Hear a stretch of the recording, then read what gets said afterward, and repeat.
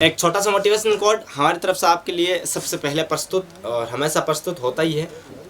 Motivational code कुछ इस प्रकार, शाम सूरज को ढलना सिखाती है, शाम सूरज को ढलना सिखाती है, समा परवाने को जलना सिखाती है, समा परवाने को जलना सिखाती है।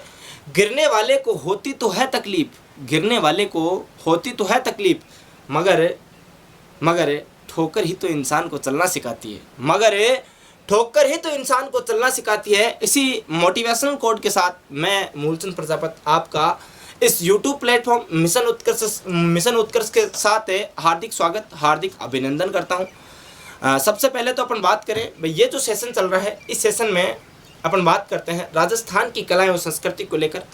और राजस्थान की कला एवं संस्कृति में अपना जो टॉपिक चल रहा है वो राजस्थान की लोक देवियाँ टॉपिक आज लगभग अपन क्या कर लेंगे, कंप्लीट कर लेंगे। फिर जो भी कुछ है एक दो चार जो लोक देवियाँ बचेगी उनको अपन जब मंदिर पढ़ेंगे या फिर जब मेले पढ़ेंगे या फिर कुछ और जब त्यौहार पढ़ेंगे वहाँ पर क्या कर लेंगे, कवर कर लेंगे। तो आज अपने इस क्लास में लोक देवियों वाले जो टॉपिक है इस सेशन को आगे की ओर बढ़ाते हैं। तो उससे पहले मेरी एक छोटी सी आपसे अपील रहेगी क्या कि अगर आप हमारे इस YouTube प्लेटफॉर्म मिशन उत्कर्ष के साथ नए हैं तो प्लीज़ आप इस परिवार का सदस्य बन जाइए। आप हमारे YouTube चैनल को सब्सक्राइब कर लीजिए और बगल में जो बेल आइकन का जो घंटा है उसको प्रेस कर लीजिए। और अगर आपको हमारा ये सेशन पसंद आए तो प्लीज़ लाइक कीजिएगा और आपका जो भी सुझाव हो उनको कमेंट बॉक्स में प्रेषित करके हम तक ज़रूर पहुंचाएं। तो आज अपन बात करें राजस्थान की लोक देवियाँ टॉपिक को आगे बढ़ाएं तो मैं आपको आज एक साथ दो लोक देवियाँ करवा देता हूँ। अब एक साथ दो लोक देवियाँ करवा देता हूँ। नंबर 1 की बात करूँ तो एक देवी है गायत्री माता। हाँ भाई, आपने नाम सुना होगा गायत्री माता, और गायत्री माता के बाद आपने एक नाम सुना होगा सावित्री माता। हमें नाम सुना होगा सावित्री माता। ये दोनों ही लोक देवियाँ पुष्कर अजमेर में स्थित है। हाँ भाई, कहाँ पर स्थित है तो ये दोनों ही लोक देवियाँ पुष्कर में स्थित है। और पुष्कर तो कहाँ स्थित है, पुष्कर तो अजमेर में स्थित है। हाँ भाई, कहाँ स्थित है, अजमेर में स्थित है। यानी कि दोनों ही लोक देवियाँ का जो मंदिर बना हुआ है वो मंदिर कहाँ बना हुआ है, ये मंदिर बना हुआ है पुष्कर अजमेर में बना हुआ है साहब। पुष्कर अजमेर की मैंने बात कर ली। इसके बाद आगे बात करूं भाई गायत्री माता के बारे में बात करते हैं। इस देवी का मंदिर है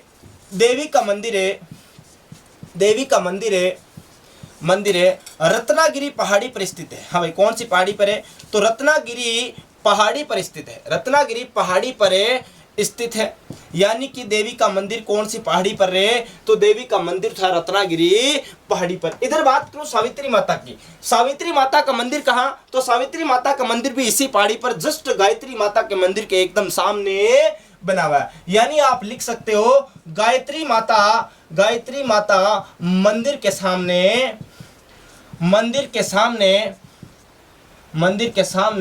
देवी का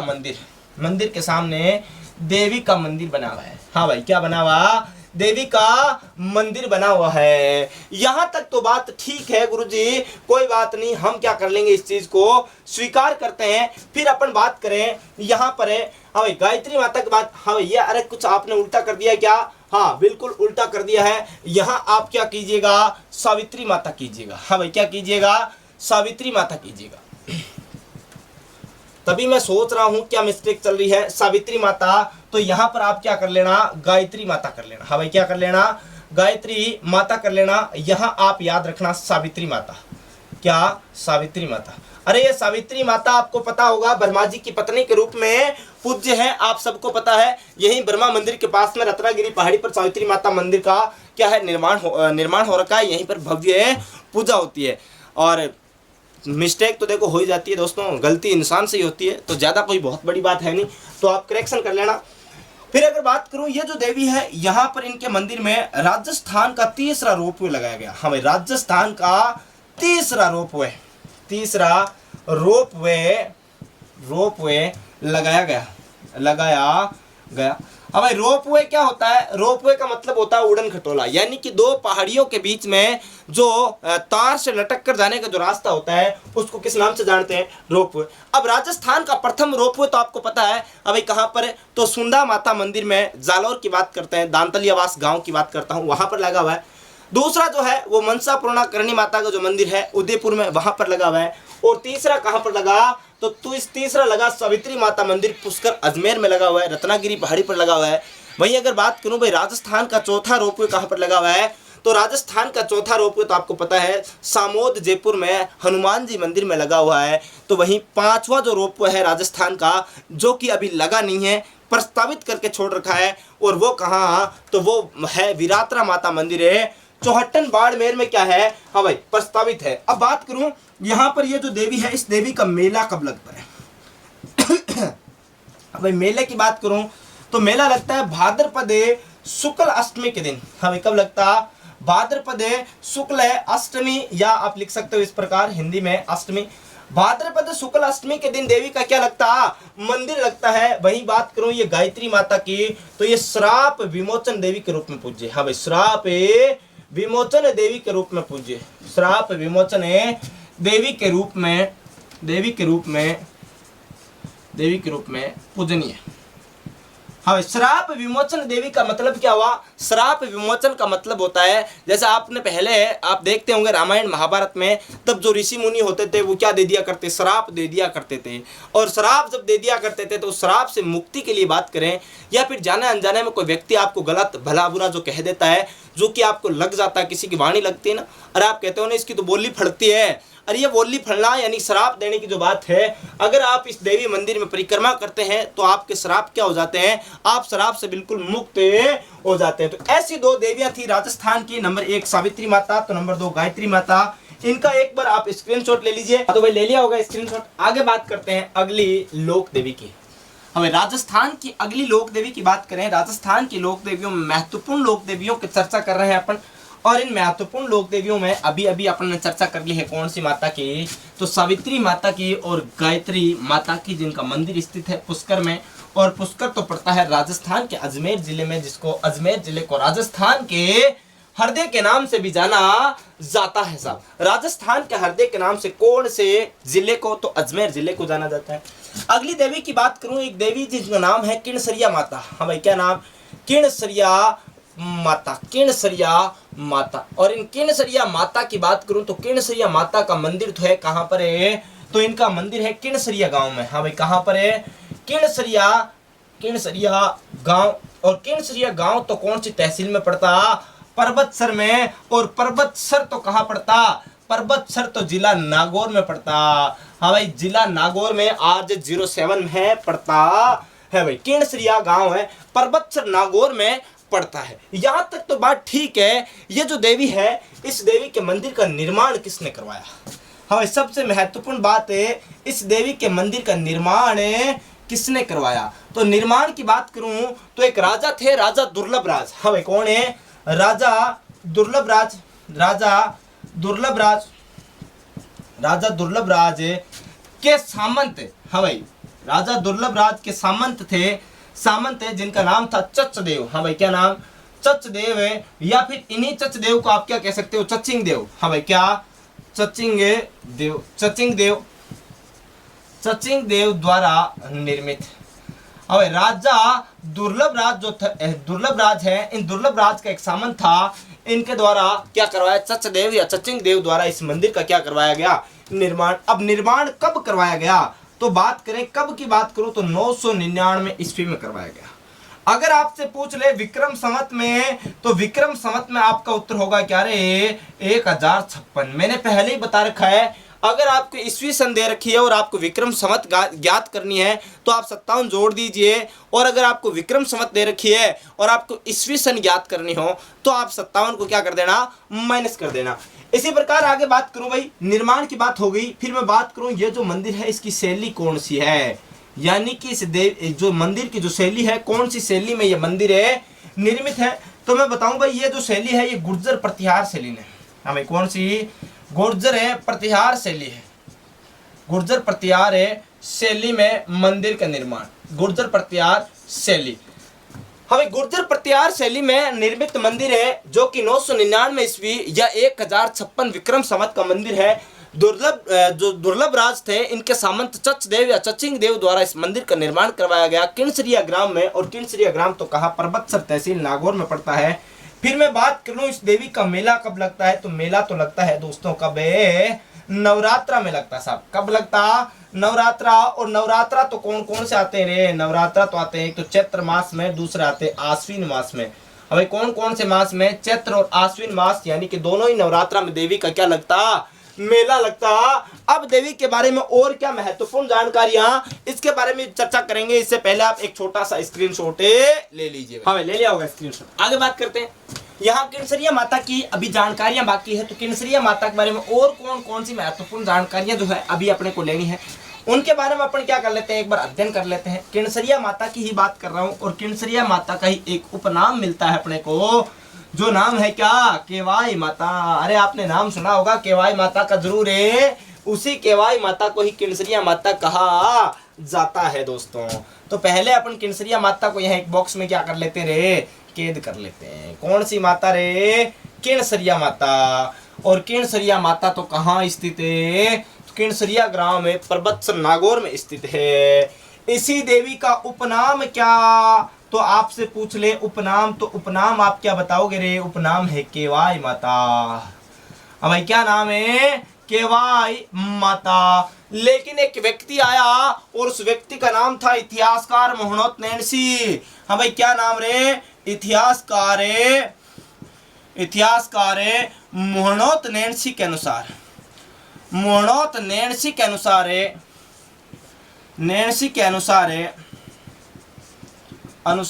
देवी का नाम सिन्हाड़िया था। सिन्हाड़िया था। हाँ भाई कौन कहता है? इतिहासकार मोहनोत नैन्सी जी ये बात कहते हैं कि इस देवी का तो नाम क्या? इस देवी का तो नाम था सिन्हाड़िया देवी। और अपन बात करते हैं किन्सरिया माता या फिर केवाई माता की बात करता हूँ। इस देवी के मंदिर के सामने, हाँ भाई मंदिर परिसर में आप लिख सकते हो, मंदिर परिसर में काला गोरा भैरव की प्रतिमा, यानी कि काला गोरा भैरव की प्रतिमा कौन से देवी के मंदिर में? तो वो है किन्सरिया माता। किन्सरिया माता मंदिर में तो काला और गोरा भैरव प्रतिमा भी क्या है रे? स्थित है। अब महत्वपूर्ण बात क्या? बात ये कि देवी मंदिर से 10 शिलालेख प्राप्त हुए। अरे देवी मंदिर से कुल 10 शिलालेख प्राप्त हुए। कुल 10 शिलालेख प्राप्त हुए। कितने शिलालेख प्राप्त हुए? तो शिलालेख प्राप्त हुए 10। हाँ भाई कितने शिलालेख प्राप्त हुए? तो 10 प्राप्त हुए। यहां तक तो बात ठीक है गुरुजी, 10 शिलालेख प्राप्त हुए। आप तो ये बता दो हमें तो मोटा मोटी कि इन 10 शिलालेखों से कौन कौन सी जानकारियां मिली है। तो ज्यादा कुछ जानकारी नहीं, एक ही महत्वपूर्ण जानकारी क्या? जानकारी ये कि प्रत्येक शिलालेख के ऊपर एक पूरी की पूरी कथा लिखी गई है कि एक बार भगवान यानी कि देवताओं व राक्षसों में क्या हो गया? युद्ध हो गया। राक्षसों में और देवताओं में जब युद्ध हुआ तो देवता जो है वो पराजित होने की कगार पर आ गए, यानी कि हार की कगार पर आ गए, क्योंकि देवताओं के पास क्या कम पड़ गए साहब? हथियार कम पड़ गए। और उस समय यानी प्राचीन समय में हथियार जो है वो हड्डियों से बनाए जाते थे। इसलिए कहा जाता है कि यहाँ पर एक महर्षि हुए, महर्षि दादिश ने अपनी जो हड्डियां हैं वो देवताओं को क्या कर दी? दान कर दी। और महर्षि दादिश की हड्डियों से देवताओं ने हथियार बनाए और हथियार बनाकर राक्षसों के ऊपर क्या कर ली? विजय प्राप्त कर ली। और जो महर्षि दादिच है इनके आगे जाकर जो वंशज आए वो क्या कहलाए? दादिची ब्राह्मण कहलाए। यानी कि दादिची ब्राह्मण आपने पढ़ा होगा, दधिमती माता दादिच ब्राह्मणों की क्या है? कुल देवी है। ऐसा तो अपन ने पहले ही पढ़ लिया है। तो इस शिलालेख से जानकारी क्या प्राप्त होती है? 10 शिलालेखों से। हाँ भाई क्या? महर्षि दादिच द्वारा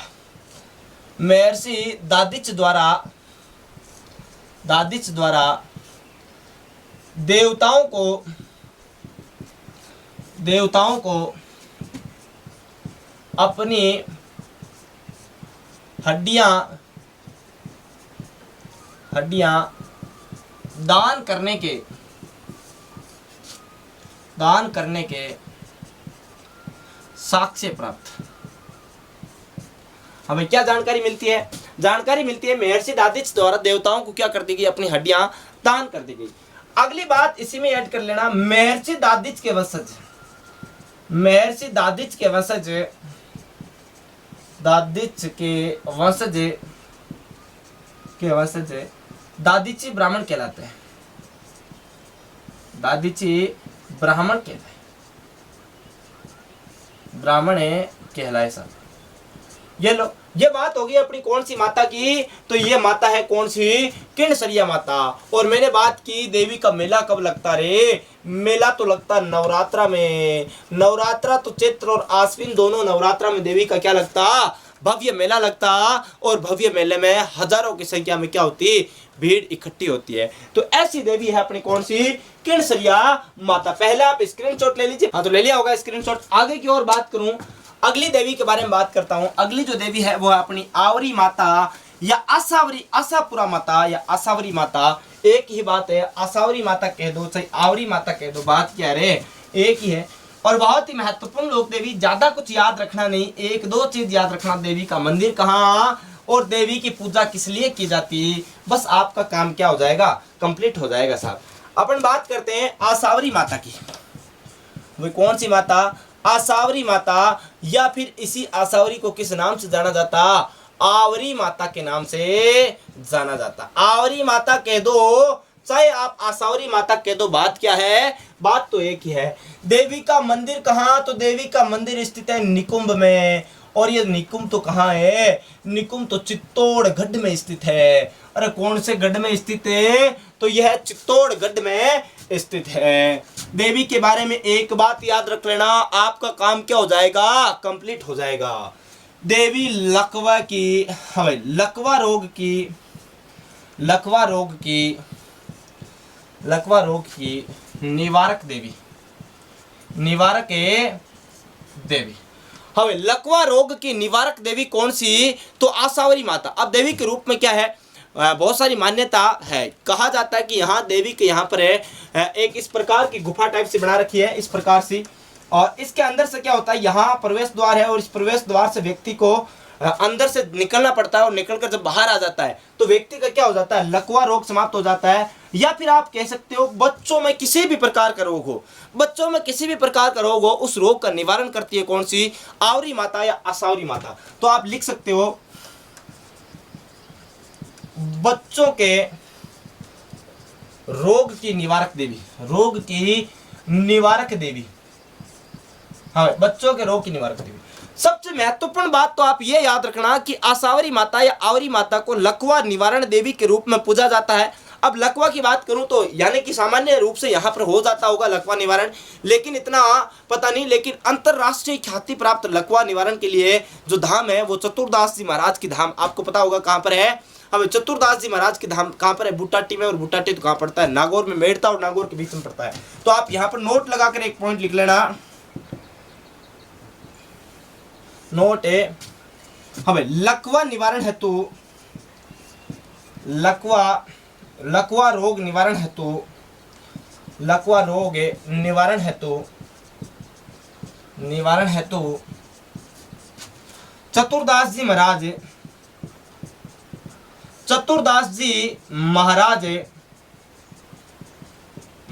की धाम है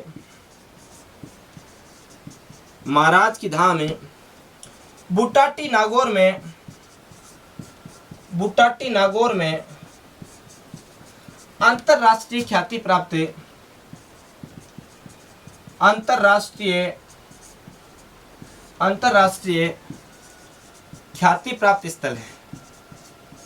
ख्याति प्राप्त स्थल है। यानी कि ये जो चतुरदास जी महाराज की जो धाम है, यहाँ पर है अनेक विदेशों से अनेक प्रकार के लोग आते हैं। यानी कि हजारों की संख्या में यहाँ विदेशी लोग आते हैं जिनको लकवा हो जाता है। लकवे का निवारण यहाँ पर 100% लकवे का क्या होता है, निवारण होता है। आप वहाँ 5-7 दिन रुकिए, आराम से, बढ़िया व्यवस्था है वहाँ पर है। और 5-7 दिन रुककर वहाँ सुबह शाम दोनों टाइम आरती में जाइए और सच्चे मन से वहाँ क्या कीजिए, प्रार्थना कीजिए, और आपका निश्चित रूप से लकवा क्या हो जाता है, दूर हो जाता है। आज तक वहाँ से कोई व्यक्ति असंतुष्ट होकर लौटा नहीं है।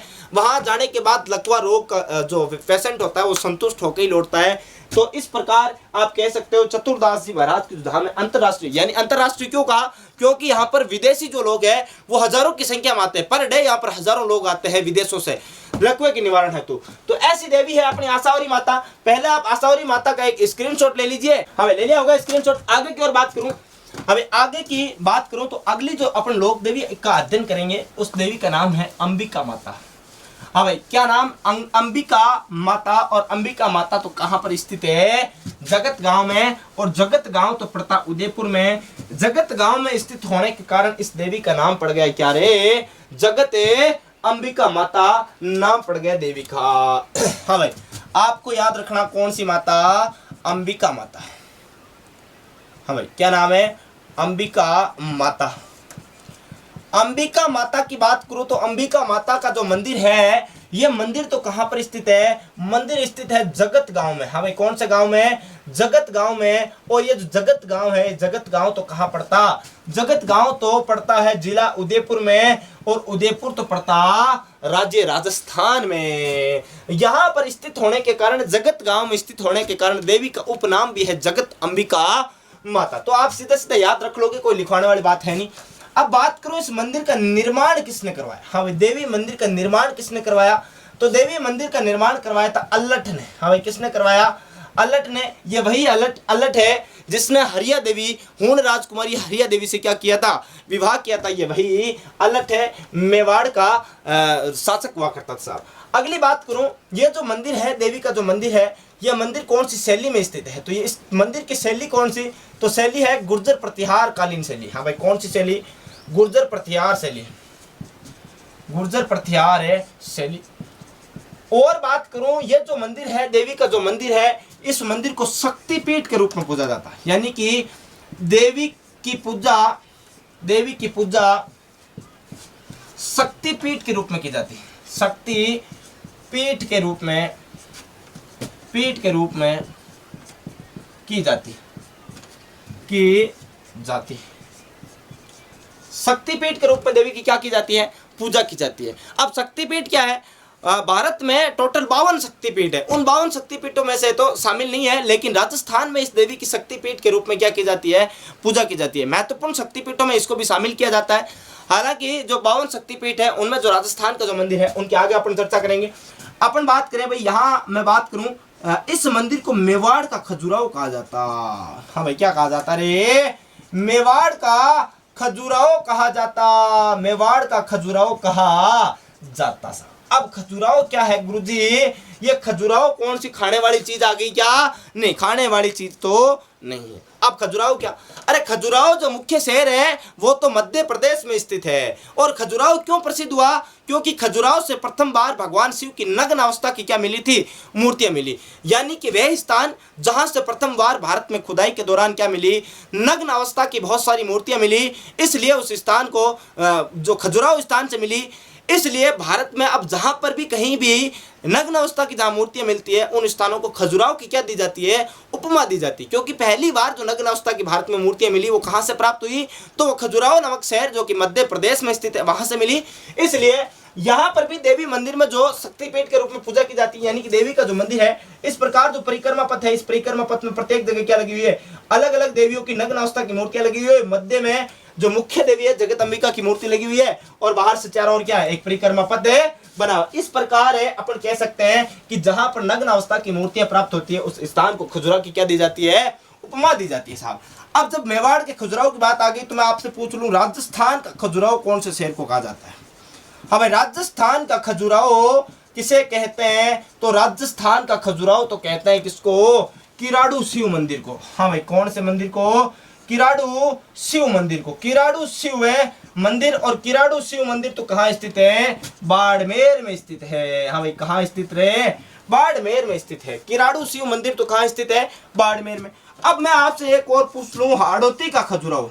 हाँ भाई, कौन सा, हाड़ौती क्षेत्र, यानी कोटा बूंदी बारा झालावाड़ वाला जो क्षेत्र है उसको हाड़ौती क्षेत्र कहा जाता है। यानी कि हाड़ौती का खजुराहो, या फिर आप यूं कहो राजस्थान का दूसरा खजुराहो, या राजस्थान का छोटा खजुराहो। हाँ भाई, राजस्थान का छोटा खजुराहो, छोटा खजुराहो या दूसरा खजुराहो। तो ये मंदिर कौन सा, तो ये मंदिर है कौन सा भाई, भिंड देवरा मंदिर। हाँ भाई कौन सा मंदिर है, भिंड देवरा मंदिर। भिंड देवरा मंदिर है। और भिंड देवरा मंदिर तो कहाँ पड़ता, भिंड देवरा मंदिर तो बारां में पड़ता। हाँ भाई कौन से जिले में पड़ता, जिला बारां में पड़ता। तो ऐसी देवी है अपनी कौन सी देवी, अंबिका माता, जिसको जगत अंबिका माता भी कहा जाता है। यहां तक एक बार स्क्रीनशॉट ले लीजिए। हाँ तो ले लिया होगा आपने स्क्रीनशॉट। आगे की और बात करूं, अगली जो देवी है उसकी बात करूं ब्राह्मणी माता की। हाँ भाई कौन सी देवी की बात करूं, कौन सी माता की बात करूं, तो आपसे बात करूंगा मैं ब्राह्मणी माता की। हाँ ब्राह्मणी माता की मैं बात करूं तो ब्राह्मणी माता का जो प्रमुख मंदिर है वो कहाँ पर स्थित है, और ब्राह्मणी माता को क्यों अपन पूजते हैं, क्या ऐसा विशेष है, और ब्राह्मणी माता का जो क्षेत्र है सोरसेन अंता तहसील बारावाड़ा, इसमें कौन सा मेला भरता है और कब भरता है, इसके बारे में बात करते हैं।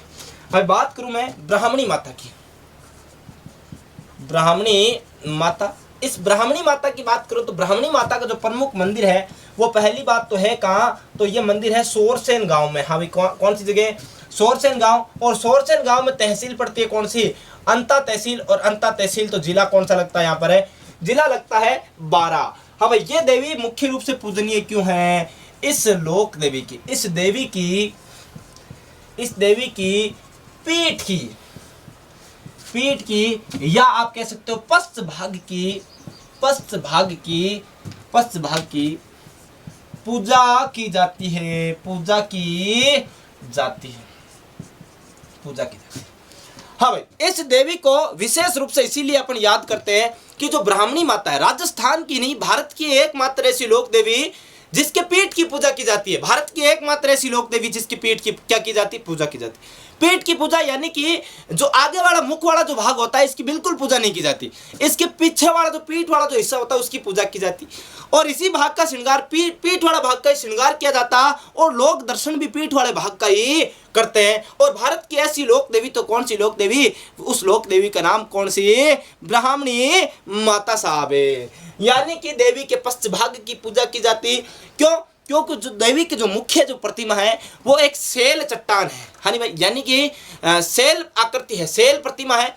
अब सेल प्रतिमा है, सेल का मतलब होता है चट्टान पर सीधी उकेरी गई प्रतिमा, यानी कि चट्टान को डायरेक्ट काट के क्या बना दी गई, प्रतिमा बना दी गई। इसीलिए इस देवी की जो पीठ वाला भाग है वो आगे उकेरा गया है, इसलिए पीठ की क्या की जाती, पूजा की जाती। तो आप लिख सकते हो देवी का जो मंदिर है वो सेल मंदिर है। हाँ भाई कैसा, सेल मंदिर या सेल आकृति का मंदिर या सेल आकृति की प्रतिमा स्थित है। अगली बात करूं, हाँ भाई इसी देवी की और बात करूं तो देवी के जो अन्य मंदिर है वो याद रख लेना। हाँ भाई अन्य मंदिर, देवी के कुछ अन्य मंदिर भी हैं वो आपको याद रखना। आपसे पूछ ले ब्राह्मणी माता का मंदिर कहाँ स्थित है, और ऑप्शन में कहीं सोरसेन अंता बारां ही नहीं हो ही नहीं ऑप्शन में, और आप ढूंढते रह जाओ गुरुजी आपने तो सोरसेन बताया था लेकिन ऑप्शन में तो सोरसेन आया ही नहीं। तो आप याद रखना एक मंदिर है देवी का अन्य मंदिर हनुमानगढ़ में। हाँ भाई कहाँ, हनुमानगढ़ है। और एक अन्य मंदिर है देवी का नागौर जिले में। हाँ भाई कहाँ पर है, नागौर में। तो आप हनुमानगढ़ और नागौर को भी क्या रखना साथ में दोस्तों, याद रखना, एकदम छाप के रखना। अब मैं बात करूं यहाँ पर हाड़ौती क्षेत्र का प्रसिद्ध गधों का मेला लगता है। हाँ भाई हाड़ौती क्षेत्र का प्रसिद्ध गधों का मेला लगता है, यहीं पर लगता है प्रसिद्ध गधों का मेला तो कहाँ लगता, सोरसेन में लगता। और सोरसेन तो कौन सी तहसील में, अंता तहसील में। अंता तहसील तो कौन से जिले में, बारां जिले में। और ये मेला कब लगता गुरुजी, लगता कब आप तो हमें ये बता दो। तो ये लगता माघ शुक्ल सप्तमी को।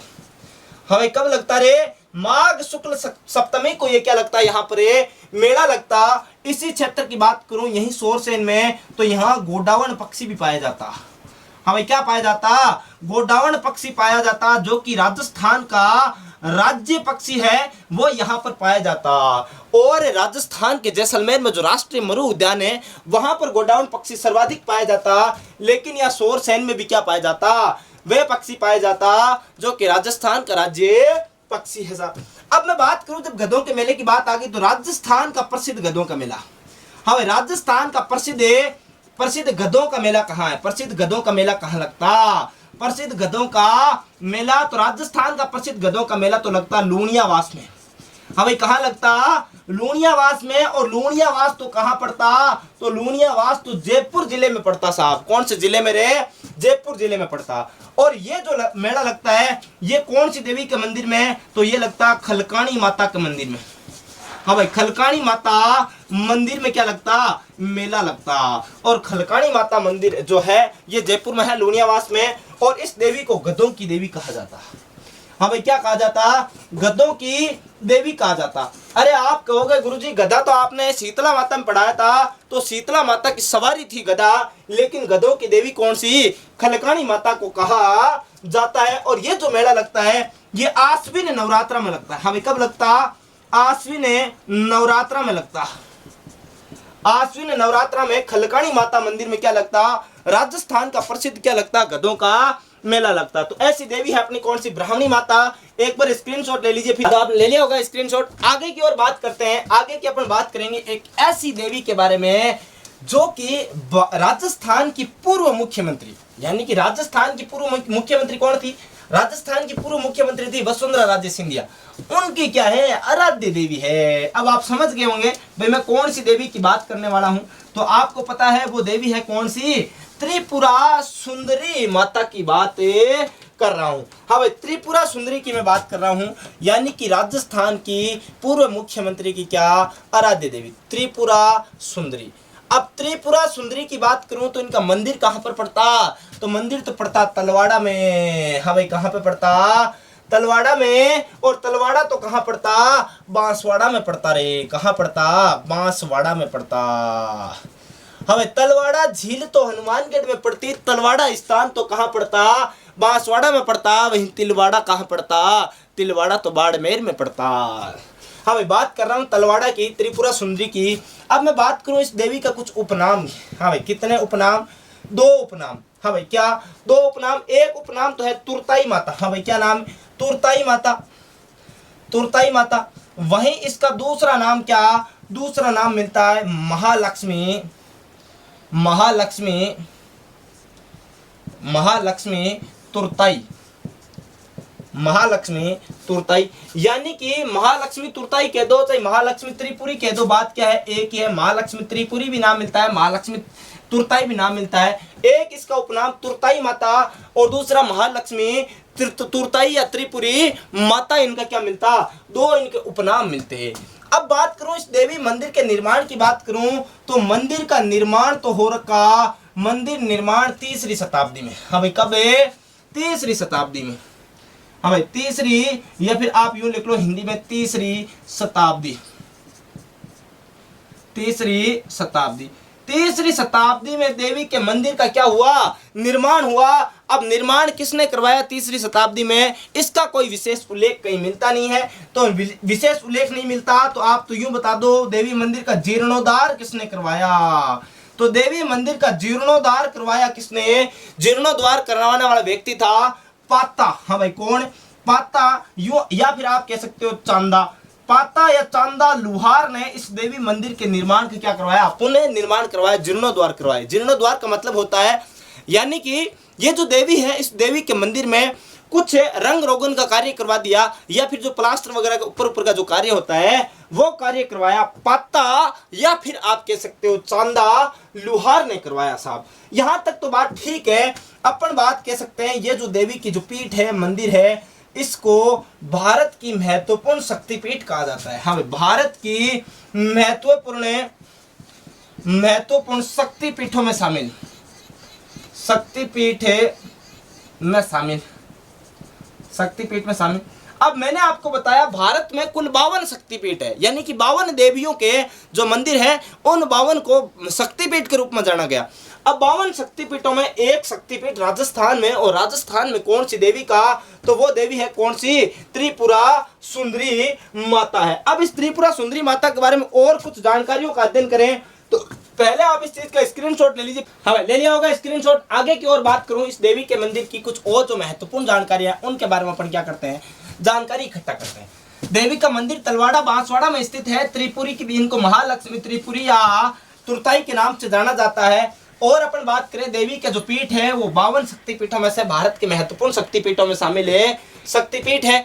आगे बात करूं भाई, ये जो अपन बात कर रहे हैं कौन सी देवी की बात कर रहा हूं, मैं बात कर रहा हूं आपके सामने एक देवी। हाँ भाई, आप यूं मंदिर बनाओगे या ऐसे लिख लो कोई बात नहीं। अभी बात कर रहा हूं त्रिपुरा सुंदरी की, त्रिपुरा सुंदरी की। और त्रिपुरा सुंदरी की मैं बात करूं तो इस त्रिपुरा सुंदरी में बात करूं तो ये वसुंधरा राजे सिंधिया की आराध्य देवी। हाँ भाई, क्या वसुंधरा राज्य सिंधिया, वसुंधरा राज्य सिंधिया तो आपको पता है राजस्थान की पूर्व सीएम है।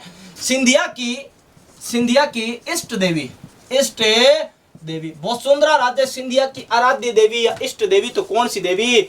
त्रिपुरा सुंदरी। अब वसुंधरा राज्य सिंधिया की एक और देवी है जो कि इष्ट देवी है, उसके बारे में भी यही जानकारी नोट कर लो। वो क्या? वसुंधरा राज्य सिंधिया की दूसरी आराध्य देवी। हाँ भाई, दूसरी इष्ट देवी। तो दूसरी इष्ट देवी कौन है? तो दूसरी इष्ट देवी है पीताम्बरा माता। हाँ भाई, कौन सी माता? पीताम्बरा माता। और पीताम्बरा माता का जो मंदिर बना हुआ है वो मध्य प्रदेश में बना हुआ है। हाँ भाई, कौन से प्रदेश में? तो वो प्रदेश है मध्य प्रदेश। यहां तक तो बात ठीक है। ये जो देवी है त्रिपुरा सुंदरी, इनको पांचाल जाति की कुलदेवी कहा जाता। हाँ भाई, पांचाल जाति की कुल देवी कहा जाता। पांचाल जाति की कुल देवी तो कौन सी देवी को? तो वो है त्रिपुरा सुंदरी को कहा जाता। देवी के मंदिर में 18 भुजा वाली प्रतिमा। हाँ भाई, देवी मंदिर में 18 भुजा वाली प्रतिमा स्थित। देवी मंदिर में कितने भुजा वाली प्रतिमा स्थित है? तो 18 भुजा वाली प्रतिमा देवी मंदिर में क्या है? स्थित है। फिर आप कह सकते हो ये जो देवी है 3 राज्यों की संयुक्त देवी है, संयुक्त इष्ट देवी है। 3 राज्यों के जो नरेश है वो इनकी क्या करते थे? अपनी आराध्य देवी मानकर पूजा करते। अब वो 3 कौन कौन से? तो आप कह सकते हो मेवाड़, पहला राज्य कौन सा? मेवाड़। दूसरा मालवा जो कि एमपी में पड़ता है। और तीसरा गुजरात की बात करूं तो गुजरात राज्य की आराध्य देवी या इष्ट देवी आप कह सकते हो, इष्ट देवी। अगली बात करूं, यहाँ एक शासक हुआ गुजरात का। हमें गुजरात के जयसिंह सिद्धराज की इष्ट देवी, गुजरात के शासक के जयसिंह सिद्धराज की आराध्य देवी, सिद्धराज की इष्ट देवी। हमें जयसिंह सिद्धराज की इष्ट देवी आपसे पूछ ले तो कौन सी? तो त्रिपुरा सुंदरी। वसुंधरा राज्य सिंधिया की इष्ट देवी तो भी कौन सी? त्रिपुरा सुंदरी। और एक साथ 3 राज्यों के दरबार में पूजनीय या इष्ट देवी कौन सी? तो भी त्रिपुरा सुंदरी। और बात करूं वसुंधरा राज्य सिंधिया की दूसरी आराध्य देवी तो पीताम्बरा माता, जिनका मंदिर है मध्य प्रदेश में। पांचाल जाति की क्या कहलाती? कुल देवी कहलाती माता तो। और माता के मंदिर में तो 18 भुजा वाली क्या स्थित है? प्रतिमा स्थित है। फिर अपन कुछ छोटी छोटी लोक देवियों की चर्चा कर लेते हैं। छोटी छोटी यानी कि एक जो लाइन की देवियां हैं जिनका आपको सीधा स्थान याद रखना है, प्रमुख मंदिर कहाँ पर है। और कोई एक आध विशेषता होगी तो मैं बीच में लिखवा दूंगा। पहले आप इस चीज का स्क्रीनशॉट ले लीजिए। ले लिया होगा आपने स्क्रीनशॉट। अपन बात करते हैं अगली कुछ छोटी छोटी लोक देवियों पर है जिनका 1 नंबर का क्वेश्चन कहीं पर भी कभी भी पुटअप हो सकता है। यानी कि छोटी छोटी वे लोक देवियां जिनका आपको केवल मंदिर याद रखना, कहां पर स्थित है, इतना सा तो याद रखना है। तो वो लोक देवियां यानी कि अपन लोक देवियों के अंतिम की ओर बढ़ चुके हैं। आज लोक देवियां टॉपिक अपन इस क्लास में क्या कर लेंगे, एकदम संपूर्ण रूप से क्या कर लेंगे, कंप्लीट कर लेंगे भाई। अब बात करूं मैं हिचकी माता की। आपने नाम सुना होगा हिचकी माता का। और हिचकी माता का तो मंदिर पड़ता है सनवाड़ा में। हाँ भाई, कहाँ पर पड़ता रे? सनवाड़ा में। और ये सनवाड़ा तो कहाँ स्थित है? ये सनवाड़ा तो उदयपुर में स्थित है। मान लो आपको सनवाड़ा उदयपुर कहीं ऑप्शन में मिला ही नहीं, फिर क्या करोगे? फिर भी आपके पास एक ऑप्शन और देता हूं, ये है कौन सा? भीलवाड़ा। अरे सनवाड़ा चाहे भीलवाड़ा है तो वाड़ा का वाड़ा। याद रखना आपको, सनवाड़ा तो उदयपुर में है, भीलवाड़ा में देवी का दूसरा मंदिर स्थित है। देवी का काम क्या रे? हिचकी रोग का निवारण है। हाँ भाई, क्या रे? हिचकी रोग का निवारण है। हिचकी रोग का निवारण है। अरे राजस्थान में आपने सुना होगा ये कहावत है ना कि प्रधान ये तो राजस्थान है, राजस्थान है साहब। राजस्थान में जब किसी व्यक्ति को हिचकी आती है तो कहा जाता है कि कोई व्यक्ति उसको क्या कर रहा है, याद कर रहा है। यानी कि जब कोई याद करता है तो आपको क्या आती है, हिचकी आती है। लेकिन ये देवी तो ऐसे कहती है, या फिर इस देवी के भक्त ऐसे कहते हैं कि हिचकी आपको किसी के याद करने पर नहीं आती, हिचकी तो आपको जब आती है जब आपसे हिचकी माता क्या हो, नाराज हो।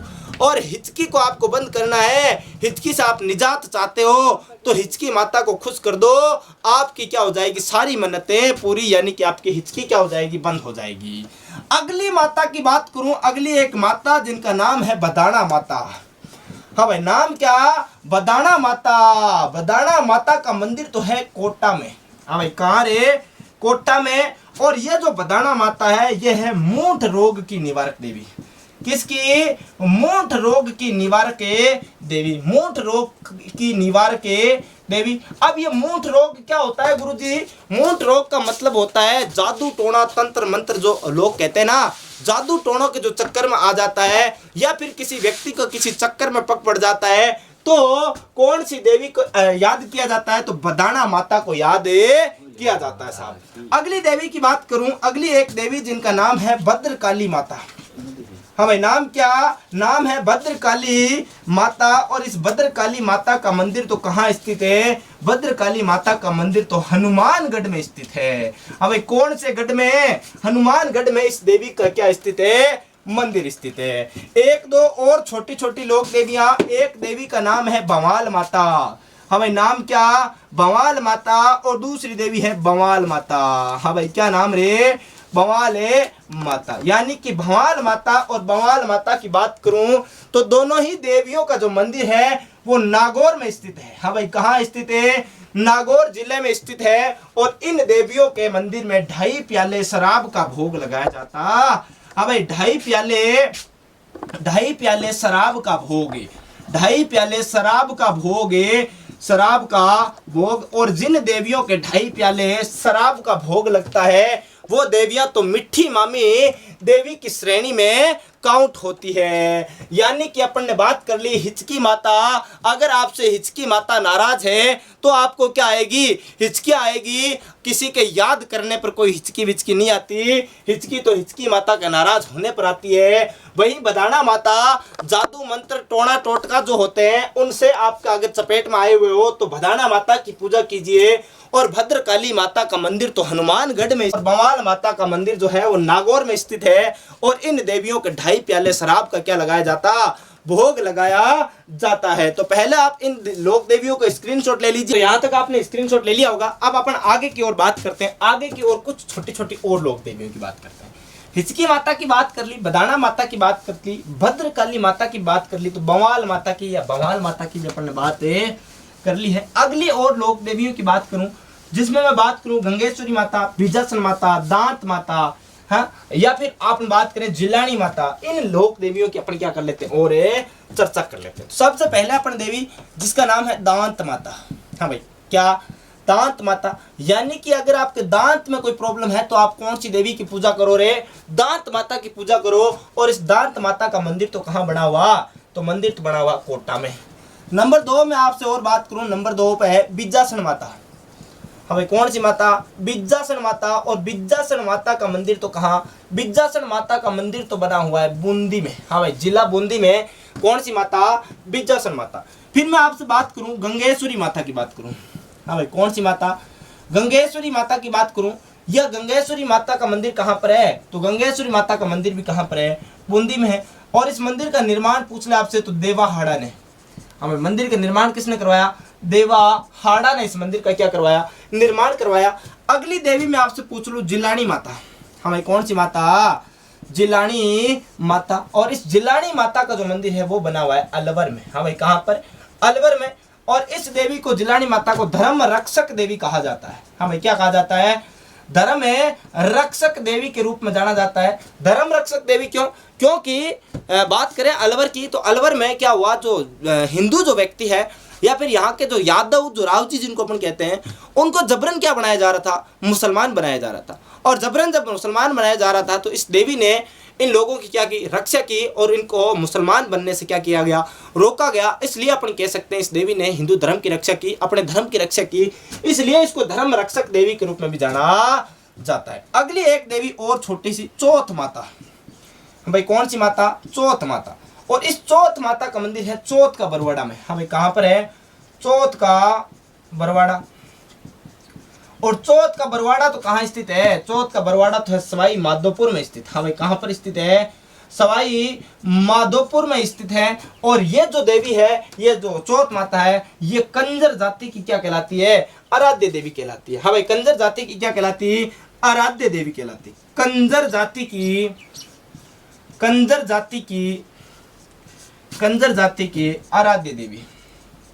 हाँ भाई क्या कहलाती? कंजर जाति की आराध्य देवी। और देवी का जो मेला बढ़ता है वो माघ कृष्ण चतुर्थी के दिन बढ़ता है। यानी माघ जो कृष्ण पक्ष है, माघ माह का, उसकी चतुर्थी के दिन यहाँ क्या बढ़ता है? मेला बढ़ता है। माघ कृष्ण चतुर्थी को यहाँ मेला बढ़ता है। अब कुछ लोगों का कंफ्यूजन ये भी रहता है कि गुरुजी यहाँ तो मेला करवा चौथ के दिन लगता है। तो करवा चौथ के दिन यहाँ मेला नहीं लगता, लगता तो है लेकिन छोटा मेला लगता है। विशेष जो अपन कह सकते हैं जो महत्वपूर्ण मेला लगता है, आपसे डायरेक्ट अगर एग्जाम में क्वेश्चन पूछे हैं भाई चौथ का बरोड़ा में या चौथ माता का मेला कब लगता है, तो वो मेला लगता है माघ कृष्ण चतुर्थी। हमें कब है? माघ कृष्ण चतुर्थी के दिन यहाँ पर क्या लगता है? मेला लगता है। अब अपन बात करें भाई कंजर जाति की, तो अपन बात कर ली। अब कुछ जो लोक देवी हैं जो कि अपन बात करें भाई जाति विशेष की है, या फिर अपन बात करें जनजातीय विशेष की जो लोक देवी हैं उनके बारे में बात करेंगे। तो जनजातीय देवियों की बात करने के बाद अपने एक दो देवी और रहेगी, जैसे पथवारी माता की अपन बात करेंगे, और फिर अपन बात करेंगे कंठेश्वरी माता यानी आदिवासियों की देवी। और इसके बाद अपन कुछ शब्दावलियों के ऊपर चर्चा करके इस सेशन को आज क्या करेंगे, समाप्त करेंगे। भाई तो भाई ले लिया होगा स्क्रीनशॉट। आगे की ओर बात करूं, स्क्रीनशॉट जब आपने ले लिया तो एक दो यानी कि दो चार जो अपन बात करते हैं जनजाति विशेष की जो लोक देवियां हैं, जैसे भील की बात करूंगा, सेहरिया की बात करूंगा, और फिर एक संपूर्ण आदिवासियों की देवी की बात करूंगा। तो ये चीजें भी अपने को याद रख लेनी है, क्योंकि बहुत बार आपसे पूछ लेता है भील जनजाति की कुल देवी कौन सी है, आराध्य देवी कौन सी है, या फिर सेहरिया जनजाति की कुल देवी कौन सी है। ये क्वेश्चन भी आपसे बहुत बार पूछा जाता है। तो आप सीधा सीधा नोट करना है, भील जनजाति की, भील जनजाति की, भील जनजाति की आराध्य, आराध्य, आराध्य माता, आराध्य माता या देवी। तो आराध्य माता या देवी कौन सी है? विश्वंती माता। हाँ भाई कौन सा? विश्वंती माता। विश्वंती माता का मंदिर तो पूछ ले आपसे तो आप बताओगे क्या? उदयपुर में स्थित है। विश्वंती माता का मंदिर कहाँ स्थित है? कौन सा पुर में? उदयपुर में स्थित है। फिर आपसे यही क्वेश्चन आगे दूसरी फॉर्मेट में पूछ ले, भील जनजाति की, भील जनजाति की, भील जनजाति की कुल देवी, भील जनजाति की कुल देवी आपसे पूछे तो आपका उत्तर होगा आमजा माता। अबे कौन सी माता? आमजा माता। और आमजा माता का मंदिर जब आपसे पूछ ले तो आपका आंसर होगा क्या? राजसमंद। हाँ भाई क्या होगा? राजसमंद। फिर आपसे पूछ ले सेहरिया जनजाति की कुल देवी। हाँ भाई कौन सी जनजाति की? सेहरिया जनजाति की, जनजाति की कुल देवी, कुल देवी। तो सेहरिया जनजाति की कुल देवी कौन सी है? कोडिया देवी। आपने नाम सुना होगा। हाँ भाई कोडिया देवी। और कोडिया देवी का मंदिर आपसे पूछ ले तो कोडिया देवी का मंदिर है कहां पर है? बारां जिले में। और इस सेहरिया जनजाति का आपसे कुल देवता पूछ ले तो कुल देवता है इनके तेजा जी। हाँ भाई कुल देवता कौन है? तेजा जी। कौन है? तेजा जी। तेजा जी को सेहरिया जनजाति अपने कुल का मानती है। हालांकि ये इनके कुल का है नहीं, आप कह सकते हो भाई कुल मिला के आराध्य देवता कह सकते हो, कुल देवता नहीं कह सकते। आप क्या कह सकते हो? आराध्य देवता, आराध्य देवता। यानी कि सेहरिया जनजाति की आराध्य देवता तो है तेजा जी, और कुल देवी है कौन सी? कोडिया देवी। यहां तक तो बात हो गई कंप्लीट। फिर मैं बात करूं एक लोक देवी कंठेश्वरी माता। हाँ भाई क्या? कंठेश्वरी या फिर कंठेश्वरी माता। कंठेश्वरी माता या कंठेश्वरी माता बात क्या है? एक ही है। इस देवी को संपूर्ण आदिवासियों की क्या कहा जाता? आराध्य देवी कहा जाता। यानी किसी एक जनजाति विशेष की बात नहीं कर रहा, संपूर्ण आदिवासियों की, यानी कि आदिवासियों की, आदिवासियों की आराध्य देवी, आराध्य देवी, संपूर्ण आदिवासियों की एक आराध्य देवी। और इस आराध्य देवी का नाम क्या? कंठेश्वरी माता। अब अपन बात करेंगे एक माता और पथवारी माता की। पहले आप इसका क्या ले लीजिए, एक स्क्रीनशॉट ले लीजिए भाई, ले लिया होगा स्क्रीनशॉट। आगे बात करते हैं, आगे की ओर बात करूं मैं एक देवी पथवारी देवी। हाँ भाई, पथवारी देवी या पथवारी माता की बात करूं तो पथवारी देवी की बात करूं, पथवारी देवी वह देवी है राजस्थान की जिनकी पूजा कब की जाती है? जिनकी पूजा तो धार्मिक यात्रा या तीर्थ यात्रा प्रारंभ करने से पहले इन पथवारी देवी की क्या की जाती है? पूजा की जाती है। तो अपनी देवी कौन सी है? पथवारी देवी। हाँ भाई, पथवारी देवी। इस पथवारी देवी की बात करूं तो पथवारी देवी की बात करूं भाई, पहली बात तो यह है कि इनका मंदिर नहीं होता। हाँ भाई, मंदिर नहीं होता, मंदिर नहीं होता, मंदिर नहीं होता, कोई बात नहीं। तो मंदिर नहीं होता तो पूजा किसकी करते हैं? तो गांव के बाहर खेजड़ी वृक्ष के नीचे इनकी क्या होती है?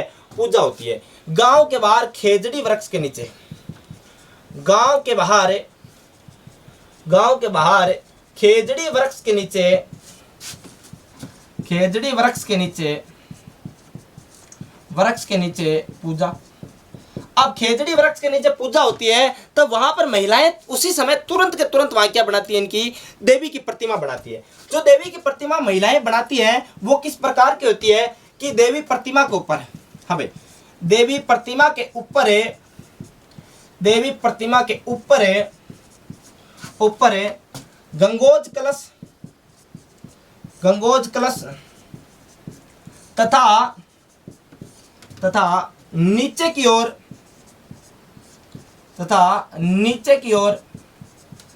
काला भैरव की प्रतिमा होती है। हाँ भाई, क्या होता है? देवी की जो प्रतिमा बनाती है महिलाएं, वो प्रतिमा बनाती है तो प्रतिमा को ऊपर वाले हिस्से पर से गंगोज कलश होता है। गंगोज कलश यानी गंगा जो जल है, गंगा जल आप जानते हो ना, गंगा जो नदी है, गंगा नदी के जल का भरा हुआ कलश टाइप में होता है। और कलश की जो प्रतिमा होती है उसको गंगोज कलश के नाम से जाना जाता है। और नीचे काला भैरव की क्या होती है? प्रतिमा होती है। अब इस देवी की पूजा कब की जाती है? पूजा कब की जाती है? तो कब की बात करूं तो धार्मिक यात्रा, यानी कि बात कर रहा हूं धार्मिक यात्रा की। धार्मिक यात्रा या तीर्थ यात्रा प्रारंभ करते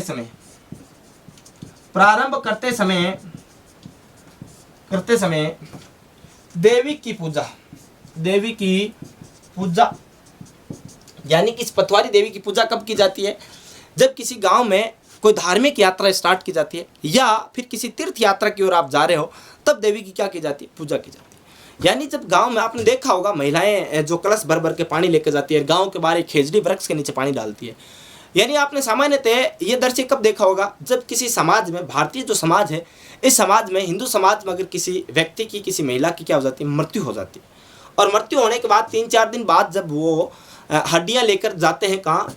हरिद्वार जाते हैं। और हरिद्वार जब जाते हैं तो रवाना होते समय क्या करती है? महिलाएं पथवारी में पानी डालने जाती है और इसी पथवारी देवी की क्या की जाती है? वो पूजा की जाती है। यानी कि धार्मिक यात्रा या तीर्थ यात्रा प्रारंभ करने से पहले कौन सी देवी की पूजा?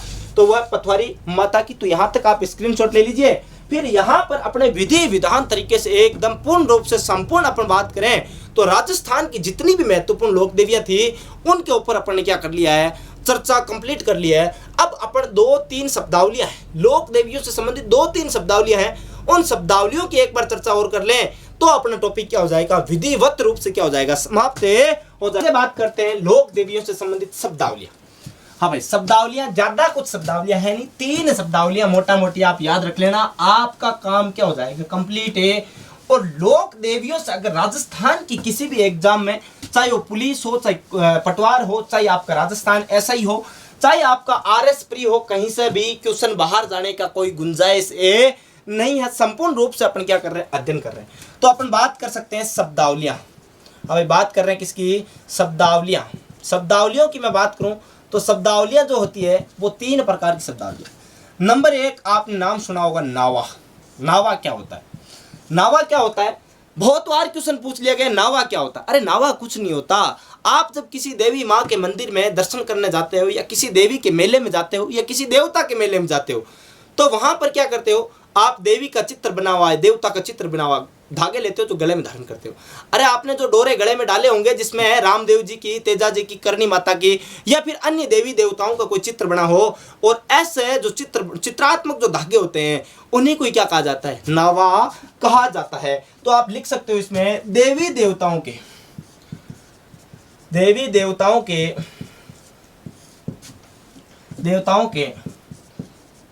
चित्रात्मक धागे जो कि गले में पहने जाते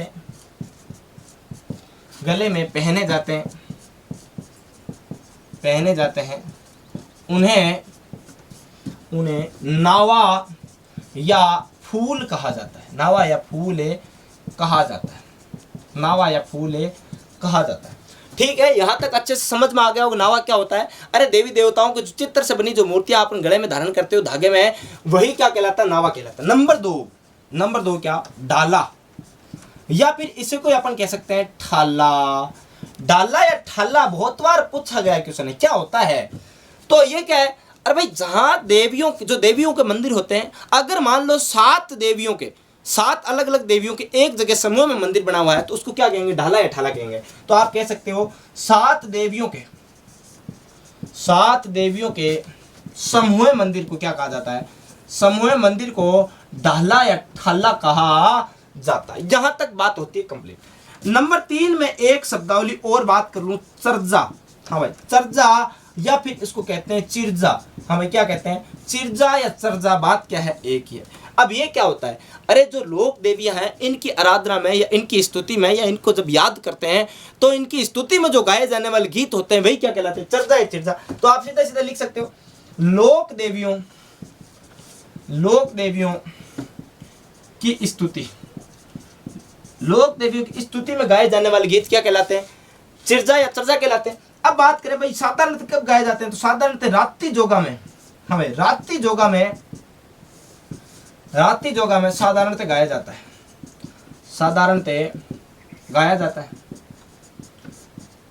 है। अब बात करें भाई ये जो है चर्चा या चिर्चा कितने प्रकार के होते हैं, तो 2 प्रकार के होते हैं। कितने प्रकार के होते हैं, 2 प्रकार के। 2 प्रकार कौन कौन से, नंबर 1 संगाऊ और नंबर 2 कौन से रे, नंबर 2 होता है घड़ाऊ। हमें संगाऊ और घड़ाऊ 2 प्रकार के चर्चा या चिर्जा होते हैं। जब मैं आपको करणी माता पढ़ा रहा था तब मैंने बताया था कि करणी माता के मंदिर में 2 प्रकार की आरती होती है। नंबर 1 आरती संगाऊ, तो दूसरी मैंने बताई घड़ाऊ।